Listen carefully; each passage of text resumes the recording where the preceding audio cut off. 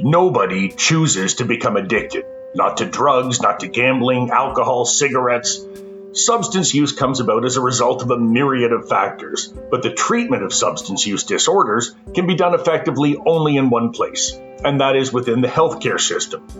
I'm Eric Bowman, I'm the communications person at the Canadian Psychological Association, and this is Mindful.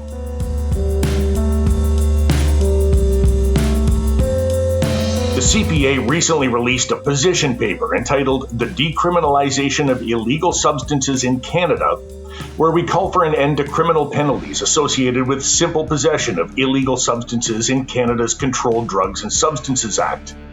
The paper makes 7 recommendations for governments and other stakeholders, among them that the determination of what quantity is considered a personal use quantity should be made in consultation with many people, especially those with lived and living experience using substances. Joining me today is one of the lead authors of that paper. My name is Dr. Andrew Kim. I'm an assistant professor in the Department of Psychology at the University of Calgary, and I'm also the chair of CPA's Addiction Psychology section. And as the chair of the section, you guys have come up with this new outline, recommendations for decriminalization of what have up until now been illegal substances. And I'm hoping we can just start with a definition of decriminalization. How is that different than legalization? And is that distinction an important one? Yeah, I think it's definitely an important one.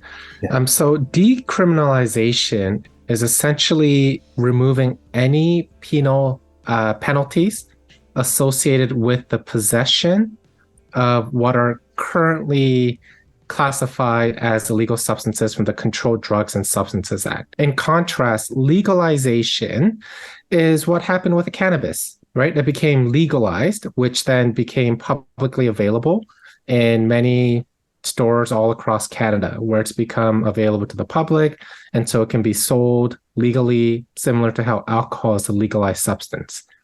So decriminalization is not arguing for making currently illegal substances legal. It's just removing the federal penalties that are associated with simple possession.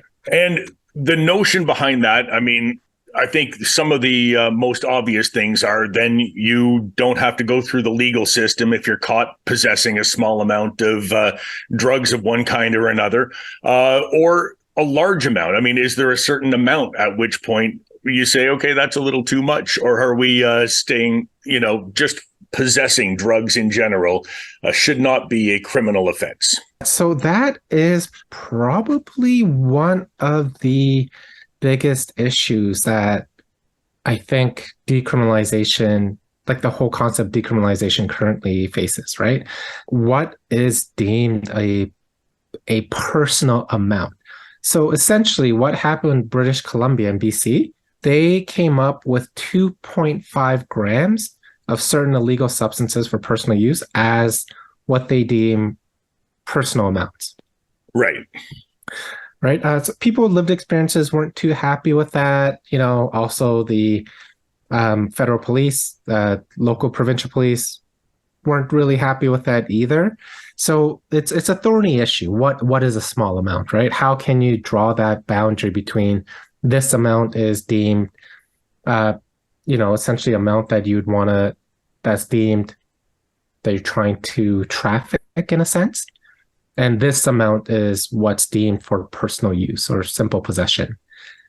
And I think to come up to that agreement, I think all the stakeholders, so people with lived experiences, healthcare professionals, police, I think we all need to come to the table and have a discussion of, okay, so what is a certain amount? The way that I'm thinking about that is that a certain amount, you've decided that this amount is the amount at which point we think you're trafficking in this substance, and we think that should remain illegal and there should still be criminal penalties associated with that. But anyone who is possessing a small amount must then have obtained it by illegal means in a way, right? It must have obtained it from someone who is trafficking it, right? That seems like a strange, again, something that really needs to be talked out at that level. What are your thoughts on that?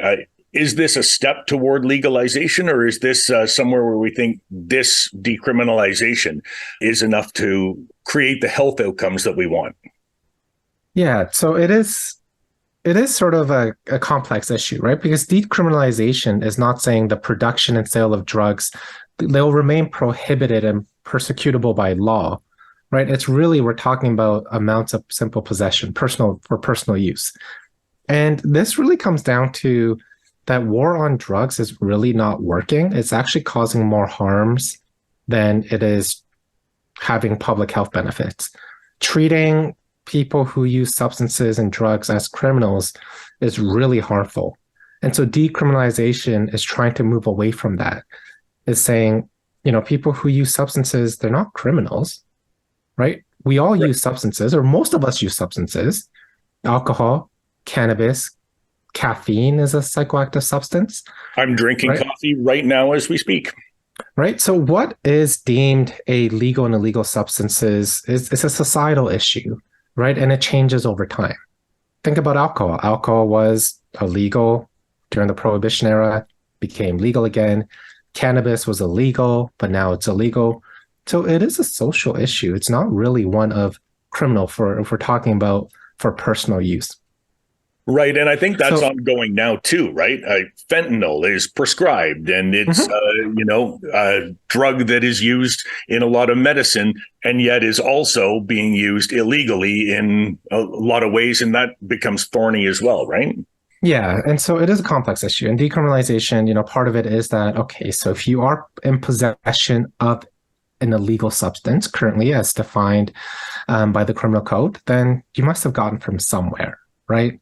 Right. So, we're not saying that we should legalize production and sale currently of current illegal substances, right? It's just a simple possession. People who are using honestly, for various reasons, that should not be criminalized, because then that leads to a criminal record, which then spirals down, and it's associated with a whole bunch of other social economic costs to the individual. Can you give me an example of some of those costs to the individual that would not exist were this to be decriminalized? One, seeking help, right? Right. If you're treated like a criminal, how likely are you motivated to seek professional help if you're wanting to reduce or cut down on your current use? Right? It deters people going to the public health system.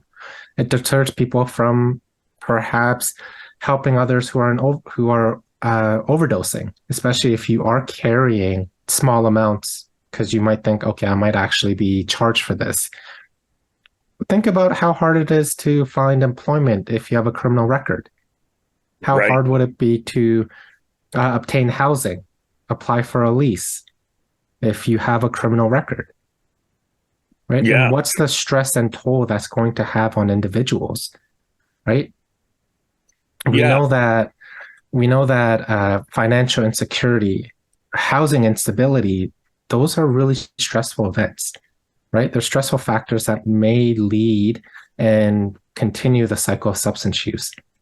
And so if you are criminalizing people with simple possession who are using substances for, again, various reasons, then what's that spiral effect going to have? It's going to keep maintaining that vicious cycle. And is decriminalization enough to break that vicious cycle, or is it intended more to mitigate it? The way I'm thinking about this is, what we're saying is we want to treat drug use and use of substances as a health issue rather than as a criminal issue, which makes it much easier for people, like you said, to get access to treatment or supports or that sort of thing. Right. But again, we're talking about a substance that remains in one way illegal, but your use of it is not necessarily going to be criminalized. Is that enough to break that cycle? No, but I think it'll help. It really depends on what you're diverting the resources now to, right? The cost associated with policing possession of substance use is pretty astronomical. Right. I think it's around, the number that I think we found was around $8 or $9 billion. It's a significant amount of money that is put into the legal costs associated with policing current substance use. Now, what could we do with that? We can reinvest that into the healthcare system to help people who are struggling with an addiction. And so the other part that it really helps is it also helps cut down on drug-related deaths, right? Right. Portugal actually decriminalized illegal substances, and they reported economic savings and reductions in harms. Drug-related deaths have significantly decreased. Rate of new cases of HIV and AIDS also plummeted.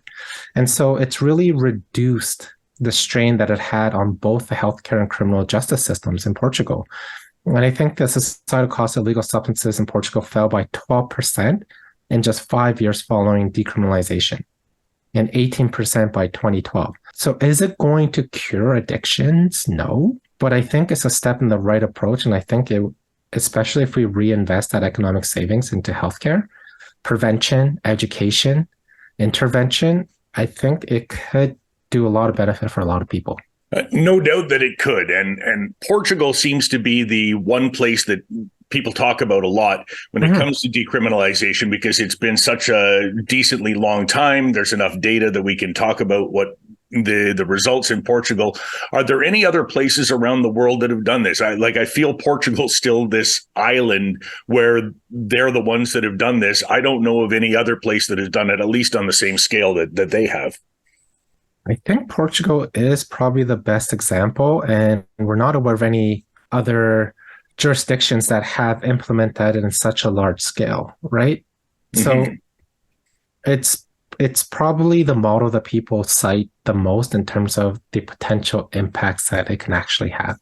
In Canada, BC, right? They're piloting it. Yeah. And it'd be very curious to see what's the impact that's going to have in terms of a cost to the healthcare, savings to the healthcare, criminal justice systems, and also more importantly, what's the benefits that's going to have for individuals who currently use substances.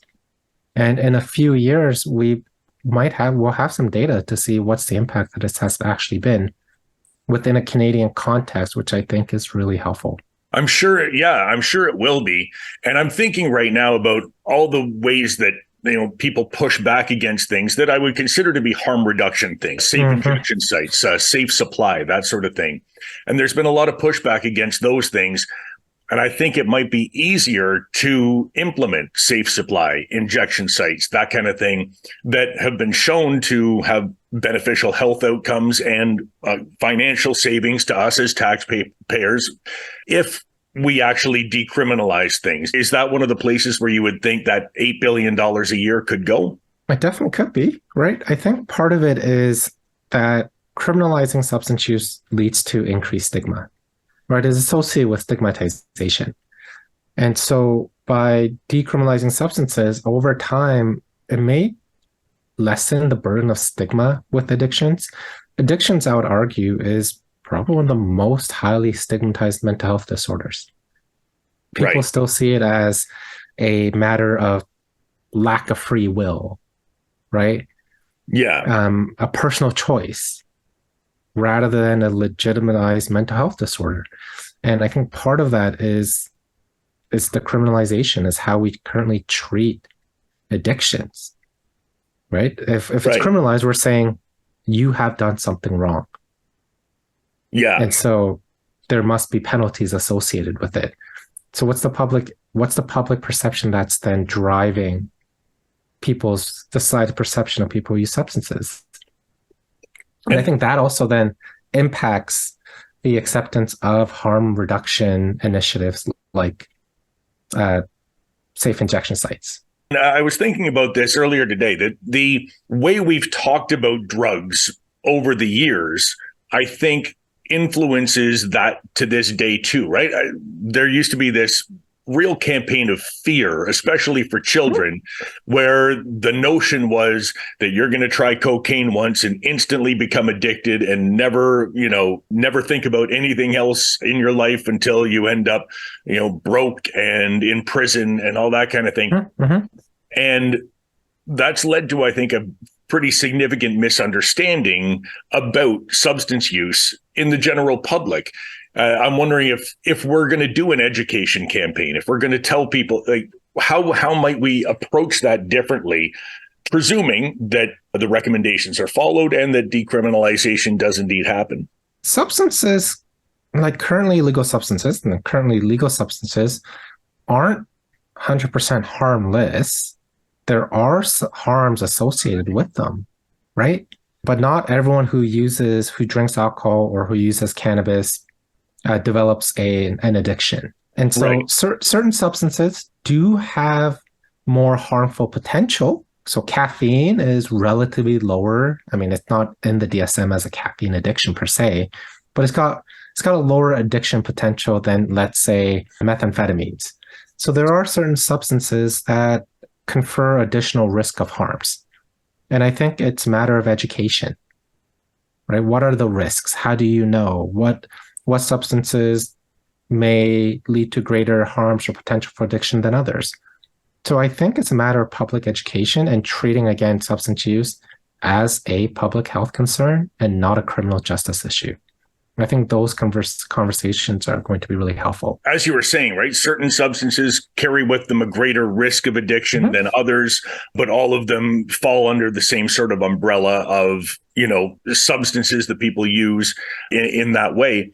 And I think over the years, we've sort of assumed, at least I have, that the way they determine criminality of those substances, the way that they determine how they're going to regulate them and how they're going to approach them is which ones carry the greatest risk of harm.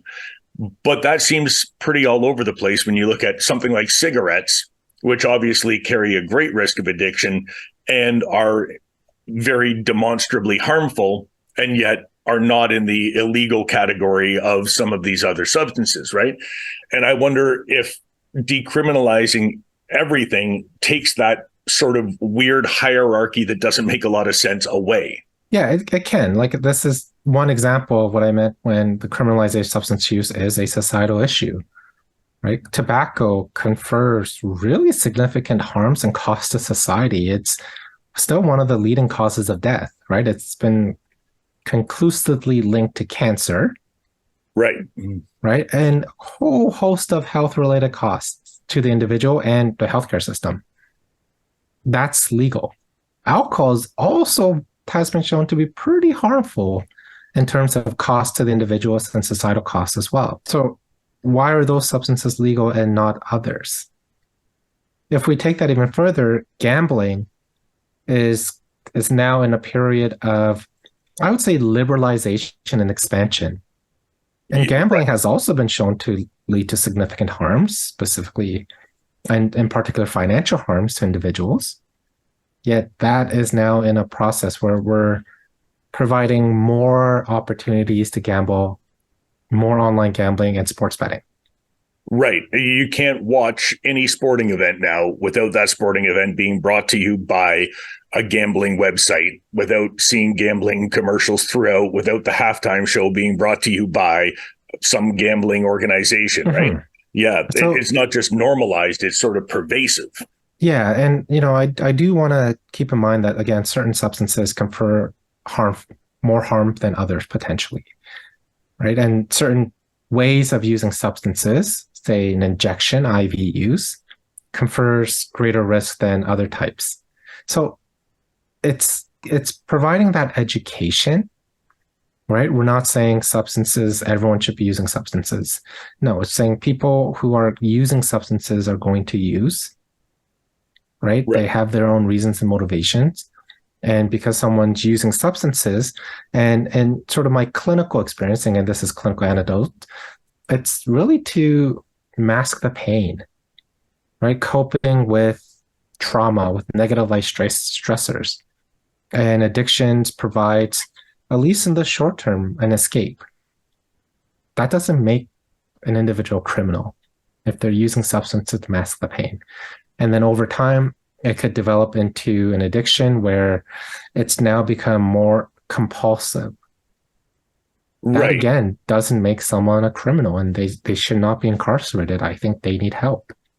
I think that should be in the healthcare system. And I think the criminal justice system right now is probably one of the largest agencies that treat mental health and addictions, because the rates of mental health and addictions in criminal justice systems is really high.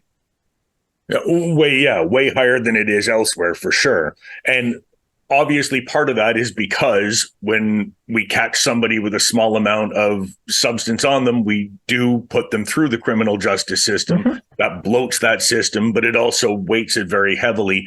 But also the people there are suffering from a lot of trauma and a lot of external factors that presumably, and criminality not necessarily being linked to substance use, but the situations that create criminality are some of the same ones that create more substance use problems, I would imagine. Yeah, it can perpetuate it. Yeah. So imagine two individuals currently, one has currently has simple possession, again, for personal use, and then one is then diverted to the criminal justice system, incarcerated. Another individual is recognizing that addiction is a public health concern. They're diverted to the healthcare system. Who's going to have a better outcome by the end of it? Right. No, for sure. And I think, too, I mean, you were talking a little bit about the stigmatization of substance use earlier and the criminalization, the idea that people do use it as a form of escape to deal with some life stressors, but if it is a criminal act and if it is stigmatized, they're more likely to try to hide that from others, their friends, their family, and that sort of thing, which can obviously make it a worse problem when you don't have anyone to talk openly with about it. Yeah, and also sort of that self-stigma, right? Right. I must be a bad person for doing something illegal that society tells me that is wrong. Yeah. Yet I'm having a hard time trying to stop, right? What's that message that's sending? And so we're trying to send this message now. We're saying these should be decriminalized and it should not be a criminal offense to use a substance, right? It should be a health concern that we can deal with in that way. What are you hoping comes out of this decriminalization recommendation? What are the specific recommendations and what do you hope those will achieve?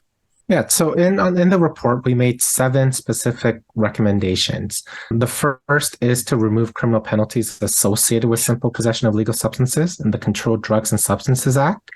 We also noted that the amount deemed for personal use is a complex issue, and that stakeholders, all relevant stakeholders, should be involved in being able to come up with what that amount is. And we recognize it's not enough to just decriminalize substances, but the resources should really then go into education, prevention, and treatment of individuals who are experiencing an addiction.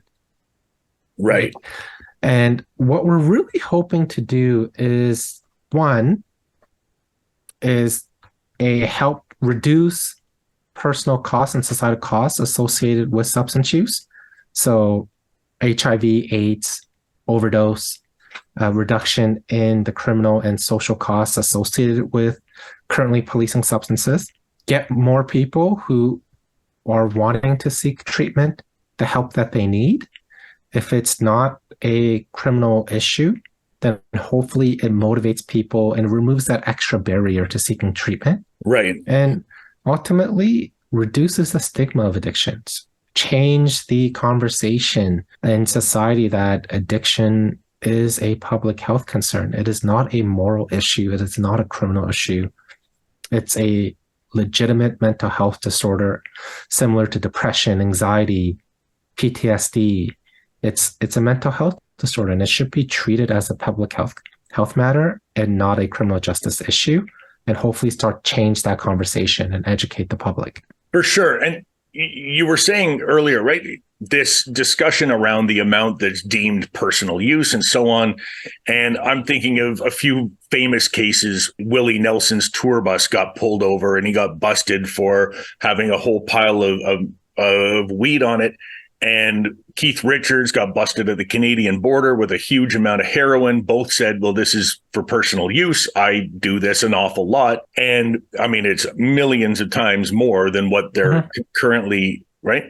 But I think that there's something in that the celebrities who are doing this, one, they get away with it, right? Nobody's putting them in prison. And two, it does sort of, these stories in a way almost glamorize the lifestyle of it.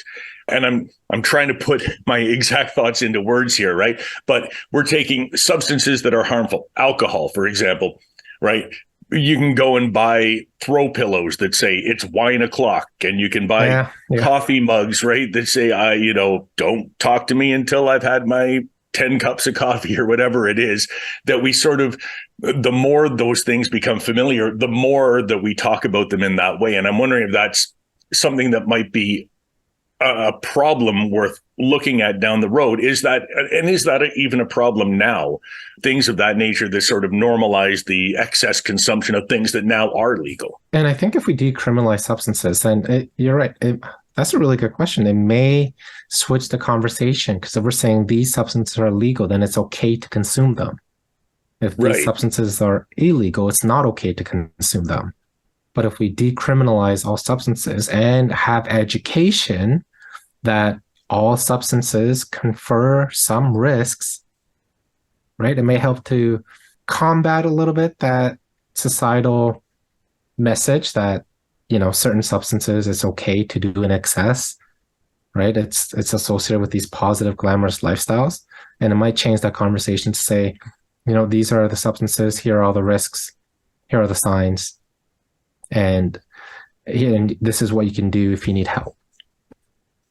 Right.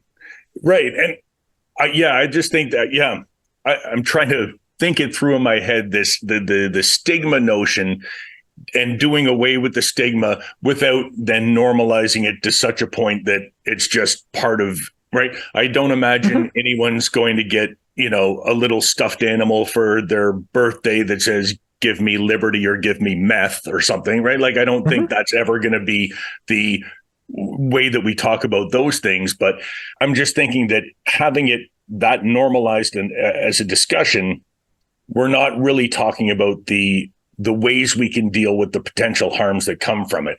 So I'm trying to think of the way that we can message, right? This decriminalization means that you're not a bad person for doing this, but we do think that there are ways that you can, help yourself and others in that situation, presuming that, Yeah, and I think that's why it's important that it's not just decriminalization. It's coupled with diverting funds or increasing funds to education, prevention, and intervention. So I think both need to be done simultaneously to really, I think, educate and have the maximal impact that it possibly can. And I wonder too, if right now we've always talked about the war on drugs as this sort of behemoth that came out of the United States, and it sort of targeted various groups, marginalized groups, and made them more marginalized. It's happened here in Canada as well, right? More marginalized groups are more targeted by the war on drugs. They're more likely to end up incarcerated. They're more likely to be apprehended with small amounts of substances for personal use. And I'm wondering if you see a path forward to sort of mitigating that and changing that narrative as well as we move toward destigmatizing as best we can substance use. Yeah, so research has found that decriminalization disproportionately harms individuals of racialized minorities, Black communities, Indigenous communities, right? They're more likely to be arrested for simple possession than people who are white. Right. And, there's some examples even within Canada where criminalization of substance use targeted racialized minorities. The Opium Act of 1908, which really targeted Chinese people who used opioids. Okay, I'm not familiar with that. And so it's this really complex societal issue, and criminalizing, we know that criminalization affects racialized minorities disproportionately. And then I think that may also perpetuate the cycle as well.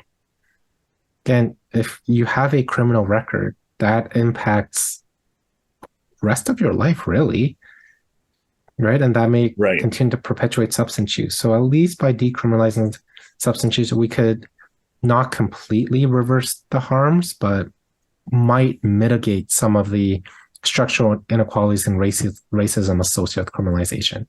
I guess too, it might lessen the cyclical nature of this, right? That generation to generation, it becomes harder and harder to, get out of that situation because your parent has been incarcerated or you're right. So presumably that's a long-term sort of goal and hope for this. Hopefully we'll see an impact within a few years, but it might take 2, 5, 10 years to really see what the impact of this has been. And you quoted some of the stats from Portugal. How many years did it take before they were able to share the data and actually determine what the impact was? Yeah, so these stats are, again, just a little bit old, but I think they saw significant decrease in overdose within 5 to 6 years. Societal cost of illegal substances falling by 12% in 5 years, 18% by 2012. So within 5 years, we may be able to see, okay, what's the impact has been, maybe even within a year as well. And we just have to hope that the program continues for that length of time and that those results become available. I think I was reading somewhere too that the actual rate of drug use, substance use in Portugal fell as well. Like fewer people actually use substances as this went on. I don't know if those stats are accurate, but I do think it sort of belies this, right? The pushback against decriminalization, I would imagine for the most part is, well, if it's legal for me to have it, then I'm more likely to go get it, and I'm more likely to try it, and I'm more likely to, end up with a problem at the end of the road, which seems sort of silly to me, right? Like the reason that I haven't tried heroin isn't because it's illegal, right? It's because that seems dangerous to me, and I'd prefer not to do that, right? So it strikes me that there really aren't many downsides at all, if any, to decriminalization. Are there any that you have seen, that you've looked at, that you've discussed in this paper, or really is it a net benefit in every way to the healthcare system and to individuals? Yeah, so we did a systematic search of the literature to really gather evidence. So our recommendations are based on the synthesis of the evidence that we found in our systematic search. And we really did not find any evidence to suggest that decriminalization may actually increase harms. It's all seemed to indicate that it's a net positive. Now, with Portugal, I did also hear that substance use is significantly fell, but I think the latest evidence suggests that the rates may be relatively similar. What seems to be the consensus is that there wasn't this significant increase in substances as a result of decriminalization. So it may not have significantly fell, right? It may have stayed relatively similar, but the harms and the societal cost was pretty significant. Reduction in harms and saving societal cost was significant. Right. And that's what this is all about, is the reduction in harm, at least in the initial phase, and then hopefully a more longer term change in terms of public health and benefits to individuals and so on. And I'm wondering, we just have a few minutes left here, so I'm going to close with this. What is it that you hope to see done immediately? What's the first thing that you hope to see? Do you want the federal government to decriminalize things? Do you want individual provinces to start looking at this? Do you, what is the first thing that you hope happens as a result of these recommendations? I think it'd really be the federal government removing penalties associated with simple possession of legal substances, right? But I think prior to doing that, it should be done with best evidence, and again, coming together with all relevant stakeholders to have a discussion on what that looks like. We talk a lot about the opioid crisis here, and the last time I spoke with you, I think the big message we tried to convey is that nobody chooses to be addicted. It's something that, happens as a result of a number of external factors and therefore shouldn't be stigmatized. And so maybe just the discussion itself of talking to the federal government, of making these recommendations, of bringing that out to the public might go a little bit of a distance toward destigmatizing substance use in and of itself. Yep. And I still haven't had a client or patient tell me that they wanted to become addicted. So here they are. Right. And I also haven't heard of any of my colleagues having a similar experience. I've worked for a long time with youth here in Ottawa who find themselves in a homeless situation. And I think one of the narratives that really hits home is that so many people think of, especially homeless people, the homeless people that they see on the sidewalk, that they see panhandling and that they must have tried drugs, become addicted, and ended up homeless as a result, when in fact the opposite is more often true. They use drugs as a way to cope with being homeless, which really sucks, right? And so most of the youth that we serve here in Ottawa who find themselves homeless end up using drugs to cope. And right. So it is really not something that you can point to as a character flaw. It's right. And then just to ask yourself, do youth who become homeless for myriad of complex reasons and then use substances as a way to cope or sometimes even survive, does that make them a criminal? And I think it's fairly clear when you frame it that way that it shouldn't.